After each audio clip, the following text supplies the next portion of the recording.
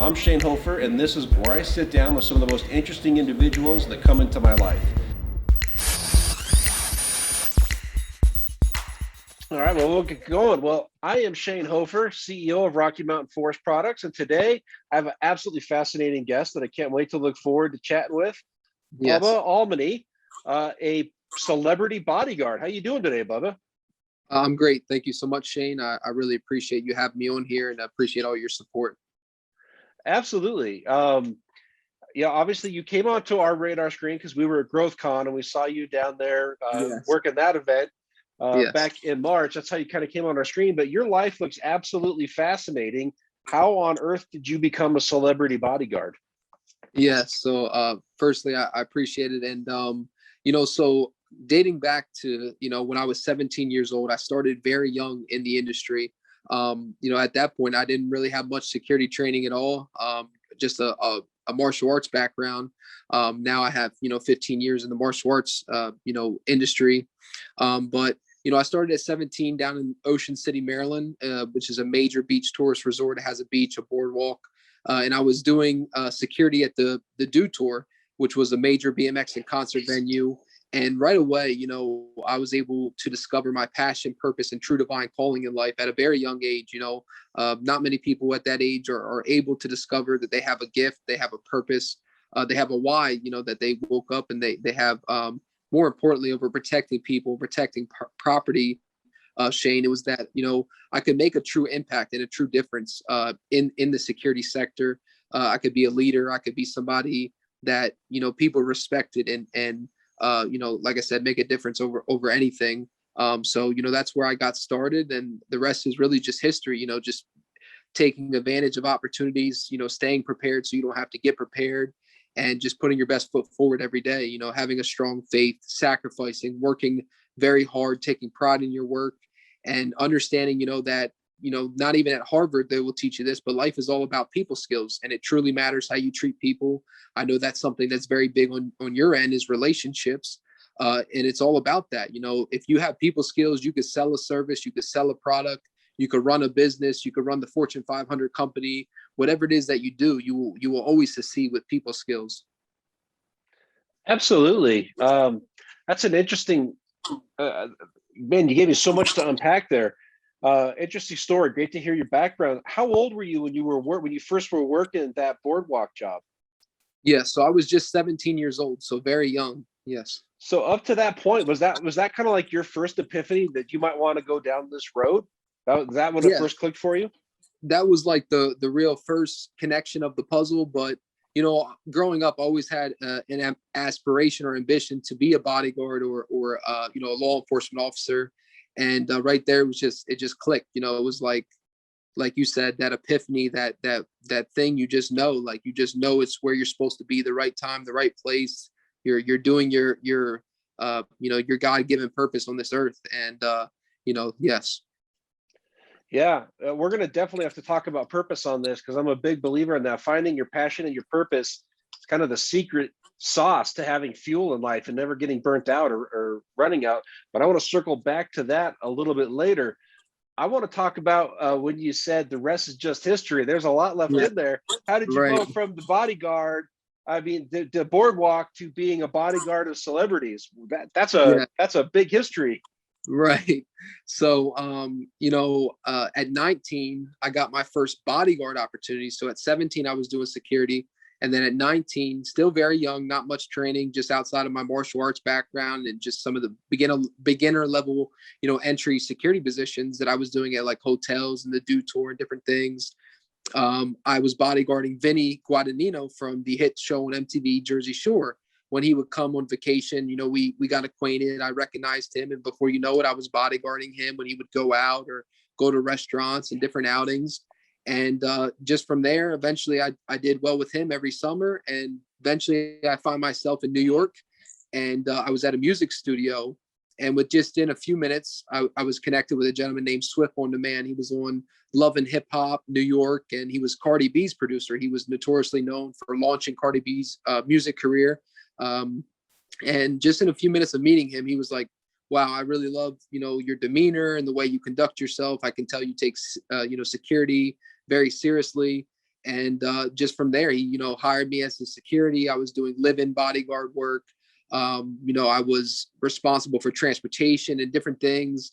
I was, around a lot of people like Cardi B and Safari and a lot of different names on Love and Hip Hop, and was starting to develop relationships and a rapport with these people and earning trust. Because that's everything as a bodyguard, is your trust, your loyalty, your critical soft skills, your respect, discipline. All those things are extremely important over any size, strength, any of that. You have to have critical soft skills in this profession, and a strong critical soft skill at that. And just kept growing, and through connections, and in life, when you have connections and knowledge, they will monetize forever.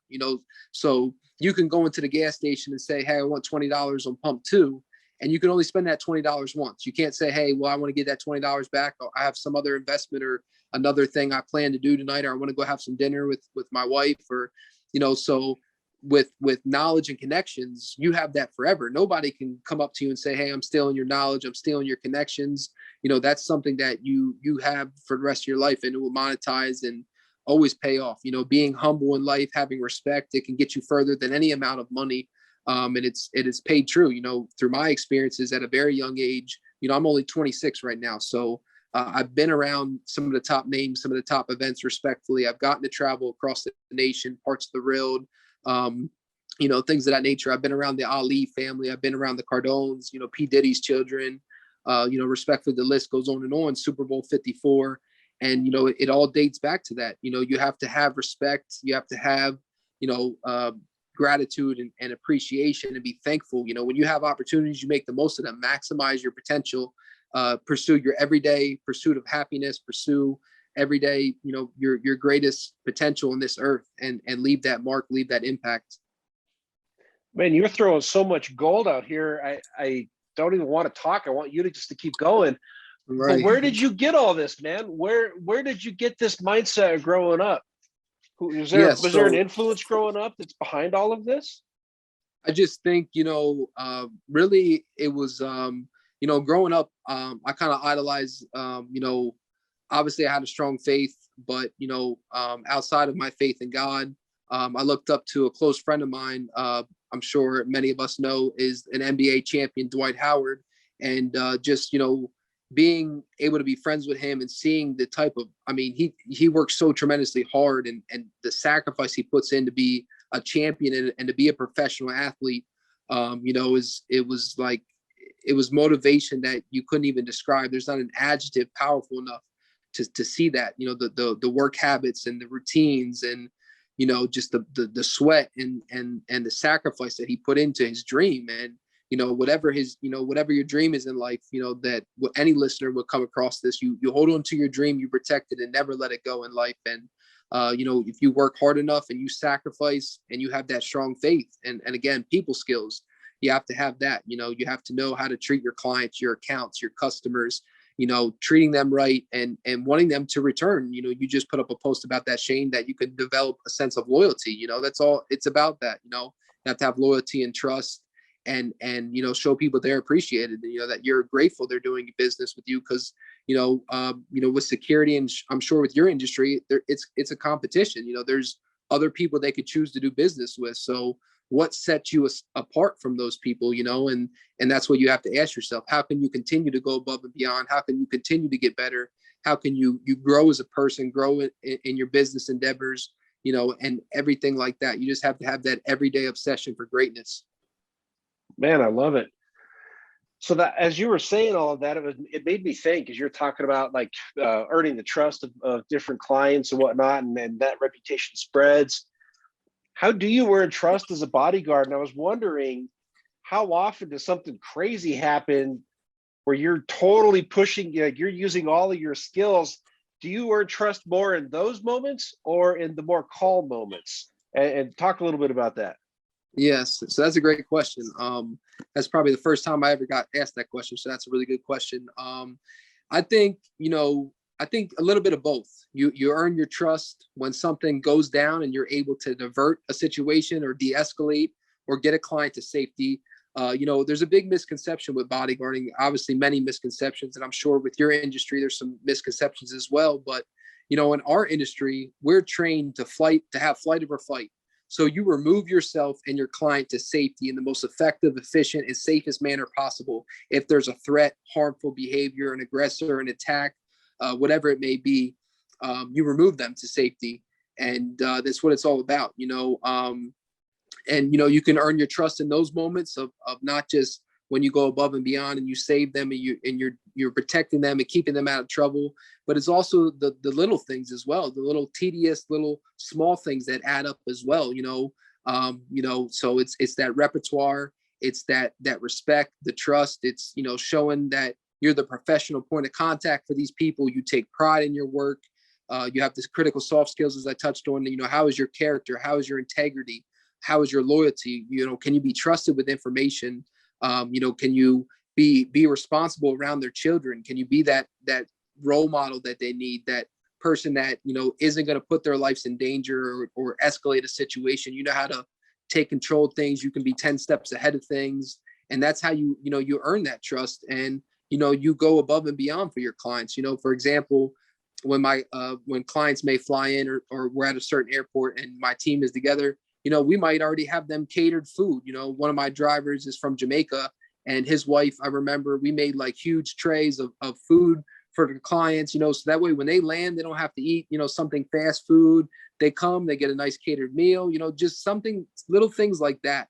You know, people will always use your services because you're showing them, look, we care about you more than just your money and business transaction. We care about you as people, and we want you to be happy, want you to feel safe, and that, you know, we have your best interest at all times. You know, we want to deliver more than just keeping you safe and out of trouble. We want you with peace of mind. We want to be positive influences in your life for your children, whatever it may be, and just give them that total package, you know, where you're that one-stop shop where you can offer it all, you know. Yeah, I totally understand that. My wife Susan's really big on all of that. You know, like basically putting some heart and soul behind what you're doing, not just, Yes. like you said, not just providing that safety and security, but thinking about what are they like as humans and what would they want probably when they step off this plane. Do Yes. you Yeah. think that a lot of the celebrities that you come into contact with, do you think that they miss out on that sometimes because everyone puts them on a pedestal and sees them as more than human, and they almost lose the human aspect of things sometimes? I think you're right. You know, I think at times they may be missing that, and you know, we're all human at the end of the day. You know, I've had, you know, clients that include the Ali family, you know, royal families, real leaders, politicians, you know, diplomats, mayors, and at the end of the day, you know, we're all human, and you have to. There's always something how you can find similarities with people, you know, and that we all respond to love. We all respond to a smile. You know, a smile is the international language. You know, no matter what language you speak, what culture you're from, if you smile, you're likely going to get a smile back in life. And, you know, you just have to learn these little things, learn little techniques, little secrets, and just at the end of the day, be a good person and be a good human. And that's going to make the real of a difference for your company, for your business, for you as a person, you know, in your faith, whatever it is, it's gonna pay off and be rewarding. And you know, I think you're right. So you just used the term making a difference, and it seemed like a logical segue to talk about how you're making a difference. Tell us a little bit about your charity, Bodyguards Against Bullying. Yeah, so Bodyguards Against Bullying is a global personal safety and anti-bullying organization. It is founded by Mason Haynes, who is an international A-list bodyguard. So I'm the chairman of the organization and the director of operations, and Mason is the founder. Mason has a unique story, and I'll talk about him for a moment. So going on now, he you know, in his career, he's protected the Kardashians, the Jenners, Jay-Z, Elton John, Prince, Charlie Puth, Frank Ocean. You know, you pretty much name them. He's had the honor of protecting them and traveling all these countries. He's been to over 80 countries in his career, and his story is unique because he was bullied so bad growing up that he was hospitalized. Now, fast forward to his life now, he's 6'10". He's very muscular, very strong. Again, you know, mention all those names he protected. He's had a 30-year career. I mean, it's just amazing, his story. I mean, you know, you can literally go from being in the hospital because you had so much abuse and were bullied so bad and tormented so bad to going on now to living a very respected and fulfilling life. And it's just powerful. We stand against any bullies, abuse, persecution, and oppression in all its forms.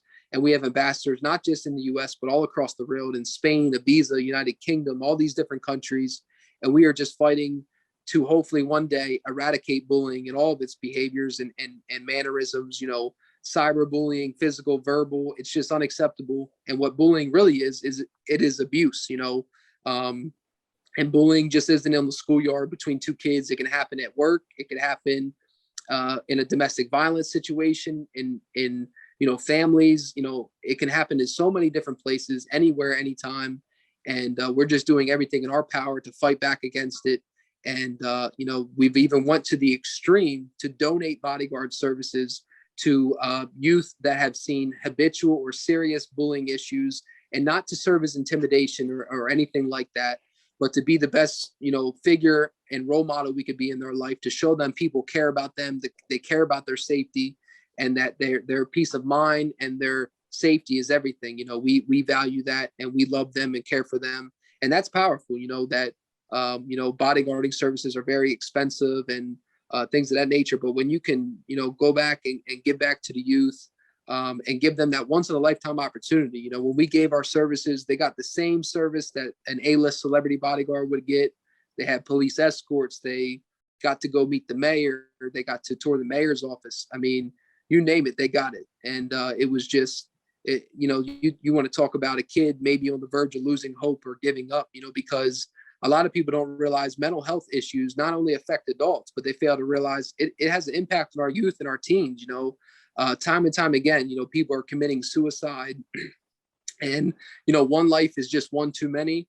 And the thoughts leading up to suicide often, or the actions leading up to suicide, are often unnoticed. But as soon as you mention suicide, you have everybody's attention. And again, one life is just one too many.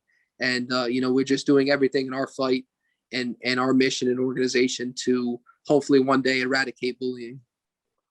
Yeah, that's huge. I don't think there's a person on earth that hasn't witnessed or been a part of victim of bullying at some point in their life. It's not fun. What's your guys' big vision? How do we eradicate this as a society? How do we get that out of our culture? Absolutely. So I think it's, no matter how much and how many interviews and how much I come out and try to talk to the youth, at the end of the day, when I leave, they have to know right is right and wrong is wrong. You're going to make the decision to do right in this world, or you're going to make the decision to do wrong, and that your faith will never be on trial, but your choices most certainly could. When you make a decision, you have to be prepared. If you do something harmful to somebody, or do something and somebody takes their life, or you bully somebody to the verge where they're hospitalized, or, you assault somebody that badly, that there's repercussions. And, again, no matter how much I speak out on it, people have to ask themselves at the end of the day, am I doing something that is making myself proud and God proud of me? And you have to make that decision, and, I think how we get it out is just continue to push love, positivity, kindness, those things. We have to get back to faith. We pushed out faith so much in our culture, in our school system, sports teams, things of that nature. We have to take accountability. That's big in life. We have to say, and we have to be honest, if there's an issue, we have to address it. Too often bullying is being swept under the rug. Oh, it doesn't happen in our school. And, because they want their blue ribbon schools to be recognized and things of that nature. But if there's an issue, sweeping it under the rug is only going to create a wildfire of issues. It's never going to fix it. It's like, for instance, if you run a business and you have a leak and you don't call the plumber, that problem is going to keep going, and it's going to get bigger and bigger. Instead of just fixing it right then and there and taking accountability and saying, hey, you know what, we need some help, and we need to address the victims, and not just the victims, but we need to address the aggressors as well, because if not, we still have people out here tormenting others and causing harm and creating, things to be uncomfortable in life. And, that's important. I think one of the most important things that you said in all of that there is you talked about fighting it with love and kindness and positivity. And you talked about the spiritual aspect of things. You've mentioned your faith several times. And I think that's huge. We've lived lately in the past decade plus in such a politically correct society that it's become taboo to talk about the spiritual aspects of anything. And especially in the business world, we really want to keep it cold and calculated, and just like science and education, the same way, just anti-spiritualized. No, I think it's key. You know, it was when I started seeing the world through a spiritual lens that made a lot of things make more sense to me. And I contribute like the core of my success to seeing the world that way. And when that really made sense for me. And just this past week, we were down in Miami doing some training at Cardone Enterprises. And Yeah. As Grant is known to do, he comes into the room from time to time at the end of some of those events. And I had a chance to ask Grant a question. And I said, it seems like your success coincides with kind of when you started seeing the world through a more spiritual lens. Do you think that your success and your spiritual view complemented each other? Or I didn't say it quite that way. Like basically, is there a direct relation? It's on tape somewhere. I'll have to see if I can see my exact wording. And he said, yes, absolutely. That seeing the world that way is key to his success. I think that is a large aspect of what you've been talking about, his success, my success. We're all afraid to talk about the spiritual nature of reality anymore. And it's a shame because it's the true lifeblood that's running through all of these things. So forgive my diatribe, but I feel like what you said there was really, really powerful. And you've been saying so many great things. It'd be easy to skate over that. And I think that that's a big portion of the equation. Absolutely. You know, it's all about, you know, how you view things in life. You know, when you go through something, you could look at it as it's a negative, or you could look, you know, and say, hey, you know what, this is a blessing in disguise. You know, life is all about what you make it. You know, if something's a problem and you keep talking it's a problem, you're thinking it's a problem, it's going to be a problem. You know, you have to delete any negativity from your mindset. Look at things that as you only see strengths in life. You don't see no weaknesses. You know, you have to have that tunnel vision, that laser focus. You know, as a bodyguard, I'm always focused, I'm alert, I'm proactive. And, you know, that's how you got to be in life, you know, and you just have to have appreciation, like you said, and see things from a different lens, you know, and have understanding and appreciation to the utmost always. Yeah. You just hit on another one. It's a bit shifted direction here, but I was thinking about it, and you were talking about it earlier. How focused you need to be when you're on the job. I was watching you a couple of times at GrowthCon. You're easy to spot with your bald head. Yes, And yeah. so you stand out. And so we were watching you even before we ever found you on social. And man, Yes. you are intense up there. Just like you are not distracted by any of the hoopla that's going on. And there's Right. always some distraction. How did you get so focused? How do you cultivate that skill so where you are always on point doing your job and not getting caught up in the show that's going on around you? Absolutely. You know, just a lot of training, just a lot of, you know, martial arts background, discipline, you know, obedience, sacrifice, you know, just understanding that in a split second, you know, if your attention is wavered, that could be your client's life. It could be your life, you know, and, you know, your preparation doesn't just happen in the hours that you're with the client. It happens long before then. So if I'm at an event with a client, and say we're going to an outing, we're going to a restaurant with like a big name celebrity, even anybody, any client. I always want to get familiarized with the event. I want to know where my entrances are, where my exits are, where are the restrooms, you know, how do I, you know, is there steps? Is there this and that? You know, you want to cover every ingress and every egress of that environment. You want to know where's their staffing? Who do they have in place? Is there law enforcement in place? Where's our closest hospital if, God forbid, there was something coming up? Where's our closest precinct? Do we have law enforcement on property? You know, everything. You want to cover all angles, leave no stone unturned. And then, you know, getting into the environment, you know, again, you're doing your walkthroughs. And then when you're there, you know, you're with your client and it's just laser focus. You know, you're constantly head on the swivel. You're scanning things. You're monitoring behaviors, threat assessments, you know, through the lens of my eyes and the average person, things are radically different. I'm looking for if, you know, so say, for example, we're at a venue and nobody has luggages and all of a sudden a guy rolls in a luggage, he drops it in the middle of the floor and he walks out. I know in my trained mind, there could be an IED there. It could be an explosive device that I need to take my client and get him to safety. There's a reason that person, suspicious behavior, just wheeled in a you know, something like that. They didn't work there. There's not supposed to be luggages in there. You know, there's no hotel nearby. You know, so it's picking up on certain things, and just having that focus again, that, you know, you have to stay locked in. You know, stay alert, stay alive, we say. Yeah, I was wondering if you were going to attribute some of that to the martial arts training. I know that a lot of people learn the power of focus and how to focus and the discipline through that. So it's interesting. That was one of the first aspects of your answer. That makes a lot of sense. Yes. And then you really made me think about some of the crazy situations that you have to think about, even though they're probably statistically low to occur. You still got to think about them. Absolutely. And then my mind went to the next stage. What's probably the craziest thing that you can talk about that's ever happened? Right. And I'm sure that's a common question, but I know everyone Yeah. that's listening is wondering.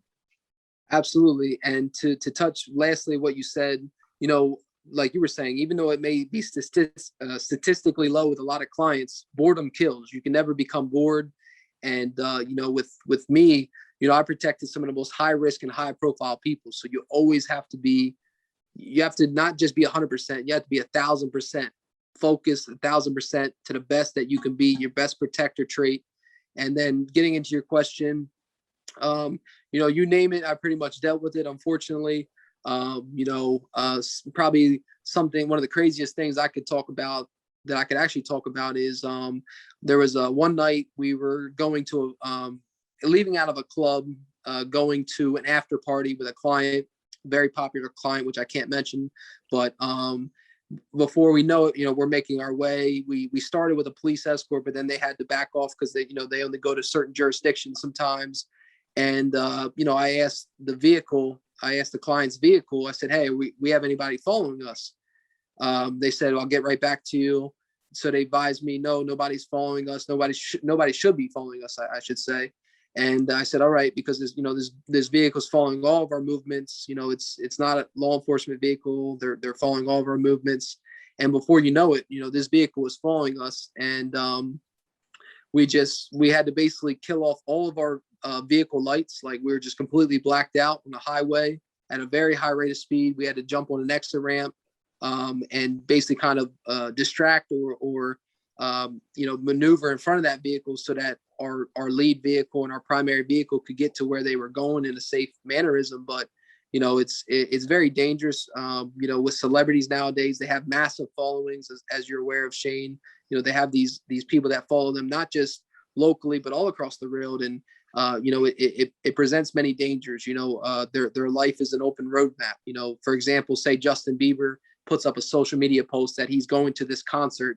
You know, hundreds of millions of people now are aware of this, you know, where this gentleman's going to be, at what time, what place. And it creates a big problem for bodyguards, for security, for threats. And, you know, you just have to tackle problems as they come, and have that due diligence, you know, that constant state of, you know, providing a safe means on their social media, their life, you know, every aspect of the client you have to monitor. That's interesting. There's so many things I'd never thought of before. Like, man, you don't know the intent of the person in that car. Is that just a fan hoping to get a picture at some point? Right. Or Right. yeah, there's something worse. That's interesting. And you got to be acting and as on edge as if that's the worst threat imaginable. That Yes. is so. Yeah. Even though nothing eventful necessarily happens on a regular basis, you're going through the stress emotions as if they were. Absolutely. That's intense. That's intense. I've never put myself in a bodyguard shoes to that degree before. Right. Because, you know, the moment that you trust that vehicle and say, hey, maybe it's just a fan, or maybe it's just, hey, maybe it's just whatever, that's the moment when something happens. So you just, in this profession, you never trust anybody. You never let your guard down, and you be on point at all times, you know, because that's your life and your client's life. That depends on your focus and your responsibilities that you're entrusted with. That makes total sense. So the next question, how do the clients respond to this level of intensity? Do you see that this wears on people that are frequently in the public eye, or do they become numb to it? What's the common human response?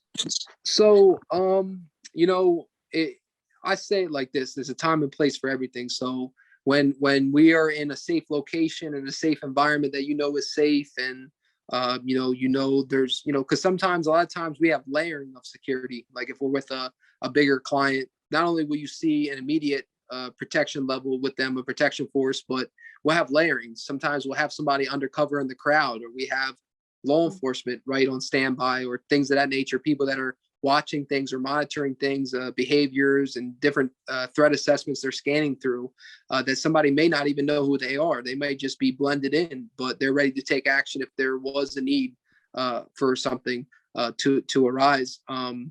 But I think it wears on clients. It's a very demanding life as a celebrity. It's very it can be very stressful and strenuous, and but when you're with them, I think there's a lot more peace of mind. There's a lot more ensurement in their safety, and especially when there's that loyalty and that trust and camaraderie and communication. That's everything. And you just do your best that you can do, and again, be that best person in their life. I've had clients tell me, "Hey, Bubba, I was in a really dark place, and you were so, you helped me a lot, so it's more than just, it's more than just protecting them in that immediate moment. It's giving them peace of mind, giving them that sense of, hey, I'm here not just to keep you safe if a threat pops off, but I'm here because I care about you. I have your best interest and things like that." So that must be a fairly rewarding part of your job, to see people in that scenario, that your presence, you being diligent, allows them to just become a little more human and let their guard down a little bit. Yeah, that's pretty cool. So right, absolutely. The other question, so I had to ask about a crazy story. I have to ask about a funny story. Have you seen anything? Is there anything that jumps out at your mind of like a funny thing that you witnessed that you could tell the story of? You've got to find yourself in some situations that you're like, I cannot believe that I'm watching this. I think funny one. I think not so much more or less when I was bodyguarding, but in security. I have a lot of funny stories to tell. When I was a security manager next to one of the top nightclubs in the nation called Secrets Nightclub, and I was the security manager at a hotel, and just so many funny stories. I mean, of what people would do, or where we had to evict entire floors of guests, just from them, after fireworks, they're throwing off furniture and throwing all these things down onto the beach.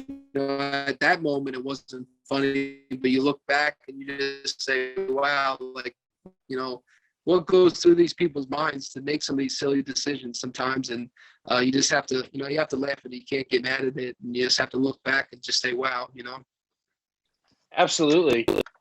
Are you, you're coming in and out there a little bit. Can you hear me okay still, Bubba? Yes, I can hear you.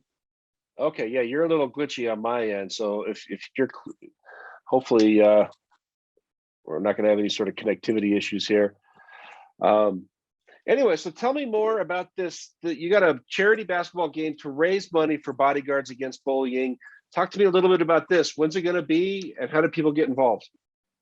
Yes. So we have a celebrity charity basketball game coming up on Saturday, August the 28th, this summer in Worcester County at the Worcester County Recreation Center in Snow Hill, Maryland. It will be raising awareness and proceeds for cancer, bullying, and mental health. We have some of the top celebrities set to attend. Jacoby Jones, who's a Baltimore Ravens hero and Super Bowl champion. Dr. Khalila Camacho Ali, the former wife of the greatest boxer and activist Muhammad Ali. The list goes on and on. We have David Meltzer, co-founder of Sports One Network Marketing, who's massively successful and inspirational. We have Harlem Globetrotters, the real famous Harlem Globetrotters. The Washington football team players will be there. And the list just goes on and on, respectfully. It's going to be an amazing day, and bringing the community together. We're going to have Officer Tommy Norman there, local, county, and state leaders. And it's going to be powerful. It's going to be, speaking encouragement to the youth. I mean, you talk about a kid watching somebody they idolize on TV or listening to them on the radio or a podcast, but when you bring that person into the real and they get to experience somebody talk and give some words of encouragement and give them hope, that even though they're from a small town, we're going into a historically small town here in Snow Hill. It's not, you know, a Miami or a LA or a Vegas. You know, it's an area where it is so desperately needed. And that's what we have to do in life, go into those communities that need it, somewhere where I grew up, so it's dear to me and near to me. And just, you know, even though we're successful, we want to have these accolades and motivate, empower people. What have you given back? Who have you inspired? And how have you helped others? You know, be of service to others. That's what you have to ask yourself every day. And, you know, it can't be measured, that impact it's going to have on the youth. And there wouldn't be an adjective even powerful enough to describe what this event is going to do. And tickets can be purchased at my official website at www.bubbasalmony.com. It is BUBBAALMONY.com. Still donate tickets. You can purchase tickets to be donated to a local youth organization on your behalf. And again, it's going to be a phenomenal day for an amazing cause. Yeah, I really like the sound of it. I love what you guys are doing. That's why we're helping support the event, and honored to do so. And we'll make sure that we put a link in the description below so people can find you more easily. But it's good stuff there. I mean, I think bullying is one of the big things that you know, it's near and dear to me. I got a couple kids in middle school and high school, so I mean, it's at the forefront of what they're facing, and so we need to be tackling that more. And what you're doing is powerful stuff, and I think you're a great spokesperson for it. Thank you. So thank you for that, man. So that's kind of bringing us towards a close on our time here a little bit. What else did you want to cover? Is there anything, other messages that you wanted to put out to the world? You know, just lastly, you know, I want to firstly thank you for allowing me to come across your platform and your podcast, and just to tell people, you know, life is all about, again, people skills, relationships, and having that faith, you know. And again, I talked about it earlier, but whatever your dreams and desires and aspirations and ambitions are in life, pursue them every day, hold on to your dream, protect it, and never let it go. And that, you know, anything is possible. Even the impossible is possible in life with God and your faith. And, you know, God bless everybody. Thank you so much. Man, I love it. You're such a positive guy. You have such a great message. I really honored to have you on the show. I think people need to tap into more of what that mind is in there, because you have a beautiful message. It's very eloquent, man. So thank you for all the work that you're doing. Thank you for your time. And if there's ever anything that me or Rocky Mountain can do to help you, let us know, because we want to support you and your efforts out there. So thanks for what you're doing, man. Yes, sir. Thank you so much. And again, I appreciate it. And thank you guys for your support and being an official sponsor for our charity basketball game. Thank you. Absolutely. Take care, Bubba. Be in touch. You too. Bye-bye. All right. Bye.